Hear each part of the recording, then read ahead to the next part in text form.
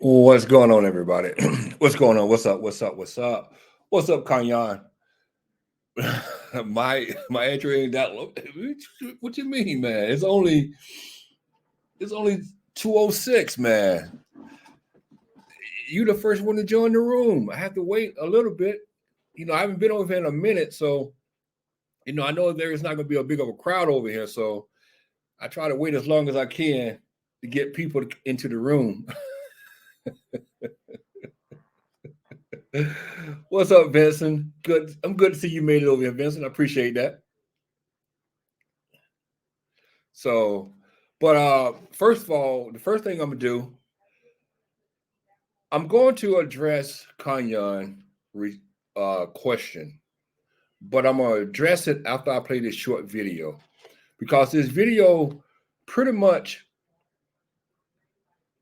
tells you why DEI is so important. And a lot of people have this misconception about DEI. They think that DEI is put into place to hire so-called less qualified people than others, which is not true. That's not true, you know. But after I play this video, then we'll get into me telling you my personal story about DEI, and then we'll go from there. So let me play this video. Let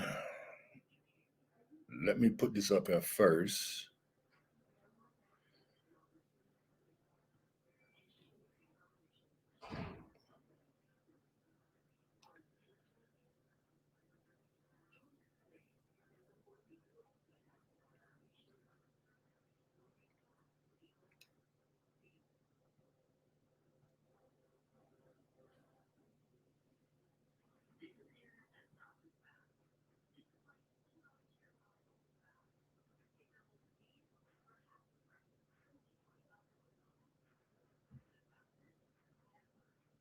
Okay, what is this?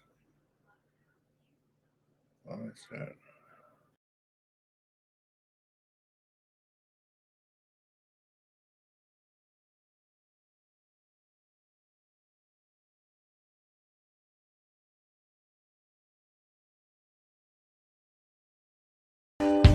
Working together to build a safe and productive environment where people of all backgrounds and cultures can thrive is part of having a successful organization. It might be that you are part of the cultural majority and that you have new cultures coming into your workplace that you have never met or worked with before. Or it might be that you are partnering with an organization in another country or even another part of your own country. Interacting with different cultures is inevitable in the modern workforce. And frankly, including different cultures means being forced to view things from different perspectives, which means building a stronger organization as a whole. The goal of this program is not to help you identify and work with specific cultures. The goal of this program is to help you engage with people of any culture respectfully and successfully. Here are some really simple, basic ways you can do that in your workplace. Everyone deserves to be respected for who they are, where they come from, and what they value. The same is true in the workplace. Many of us spend more time with our coworkers than we do with our own families, and we should therefore be treated respectfully and feel safe in our workplace.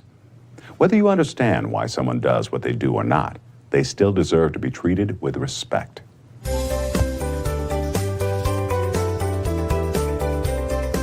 Our way of being is so ingrained in who we are that we often don't notice the things that we do on a daily basis that might cause someone of a different culture to feel alienated or offended. This can be anything from the way we greet people, to our hand gestures, to our figures of speech. Become aware of the things you do in your daily life that might be confusing or offensive to someone. Different cultures have very different understandings of personal space. Some parts of the world are so crowded that they're used to standing closer, or even touching strangers while standing in lines. They're more comfortable talking closely, or it is expected or common to hug or give a kiss on the cheek when greeting. Your concept of personal space may be very different from those you are interacting with. Be aware of what you're comfortable with and find ways to respectfully communicate that if needed. We all get set in our ways. We do things the way we have always done them. And we likely do things pretty similar to the people we are around most frequently. But that doesn't mean we shouldn't be open to learning new ways. Listening to what others say gives you a lot of insight into who they are and how you can best interact with them. Really listening to the things they say helps you not only understand their values, which is an overarching indicator of how to interact with them, but also how they conduct business, how they view time, how they approach tasks and problems, and much, much more. Following the previous thought, don't automatically believe what you hear about someone or about a culture. Yes, word of mouth can be helpful, and it can be a great way to learn about new people, but the person spreading the information is filtering it through their own personal experience. You have to form your own relationship with that person based on your own experiences or interactions with them, not someone else's. Now, I want to pause here and point something out. The more you exhibit these behaviors, your willingness to learn, your efforts to be self-aware, your flexibility, and your patience, others will notice. They will recognize that you are working to adapt, and you can expect that when you extend that effort, others will do the same for you in return. If you make the first move, others will follow, and your work environment will improve exponentially. So the last part is the most important thing that basically employers are trying to do. Make the workforce better. And how do you make the workforce better? By diversifying it, by you learning about other people, other cultures. See, this is what DEI is really all about. DEI is about trying to educate everyone about someone else. You know, and a lot of people, they get into this narrative way of thinking. They get into this narrative way of thinking about DEI just a way to get more people of color into positions, even though they're not qualified. That's not DEI. That's not DEI at all. Bottom line, it's not. It's all about trying to educate one another about someone else. That's it. You're learning someone opposite of you. You're trying to tear down the stereotypes. You're trying to get people to think outside the box. You're trying to get people to understand that everybody is different. That's the main purpose of DEI. Now, when I worked for Walmart, and back in 2001, 2002, one of the two, they started this mentoring program. And the mentoring program was basically about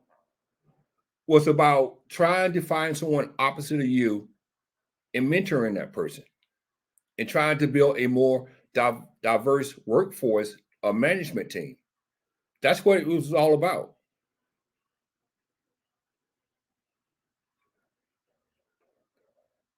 And that's the thing, Kanyan. That's the whole purpose. You're trying to get people to instead of people gravitating towards each other, the same type of culture. You try to get people to branch out into other cultures. That's the whole purpose of DEI. That's the whole purpose. Even though it doesn't work, I will admit that it's hard to get people to interact with each other outside of their own culture. Because let me finish this story because I'm gonna get to that. Because basically at Walmart, they kind of realized that when it came to promotions, when it came to hiring, more people tend to choose people who they have things in common with. So that's one reason why Walmart wanted to start this program where you mentor someone opposite of you. If you're a white man, you mentor either a black male or a female. If you a white female, you mentor a black male or a white male. You know, if you're a black male, you mentor somebody who's white or female. You know, that's what DEI is all about. But some people have turned DEI into a dirty word. And it's not a dirty word. To me personally, if you want to build a stronger, better America, if you want to get rid of racism, DEI is the place. It's the way to go. It's the way to go. But until people start learning about other cultures, we're gonna be in the same circle, going around and around and around and around and around. Because no one want to learn about other people's culture, and that's the way it has to be. Well, Kanyan, the thing about it is we don't live in a perfect world. If we lived in a perfect world, that right there would be fantastic. We wouldn't need DEI. You're right. But the problem is we don't live in a perfect world. We live in a world where everybody goes into their own little corners and pretend like someone else don't exist. That's the world we live in. And that's the problem. Nobody want to leave their own little corners. And it shouldn't be that way. Because I think if you learn about other cultures as a human being, you will grow and you'll be a better person. That's my opinion. But what really makes me feel the way I feel about certain things is because I get sick and tired of people trying to turn this into a dirty word. You know, we got states banning DEI programs. Why? Why are you banning DEI programs? What's wrong with diversity? What's wrong with inclusion? What's wrong with equity? What's wrong with those three words? I don't get it. I don't understand it. You know, when I go to work, I want to go to work and I want to be able to interact with everybody, not just Black people, not just males, but everybody. And I would love everybody to interact with me. I want everybody to feel comfortable around me. And how you solve that problem is you have these programs to get everybody familiar with everybody's culture, different cultures. That way, the more you be around these people, the more they feel comfortable with you. You're interacting. It's not about forcing anyone to do anything. It's about teaching. It's about teaching and learning. That's what it's about. Either you're going to accept it or you're not. You know, but you have to start somewhere. It's not about forcing. You know, but most companies see the positive effect of these programs because they have a better workforce and a happier workforce. How do you end racism, Super? Well, one way you end racism, you can try to, like I say, it's impossible to end, but to move in that direction, these programs like DEI, when you learn about other cultures, when you breaking down those stereotypes, that's how you start to break down racism. That's how you do it. No ifs, ands, or buts about it. But if everybody sit here and refuse to try to even interact with these programs, you're never going to break down racism. You're never going to learn about different cultures.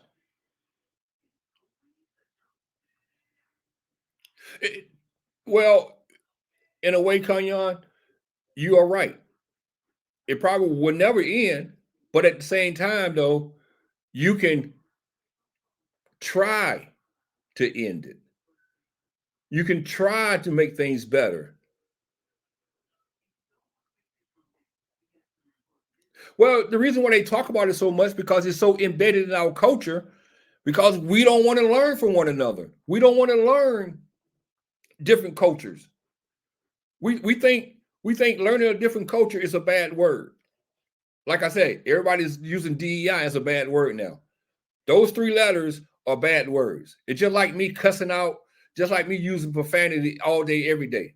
Because that's how people are treating DEI in that same fashion.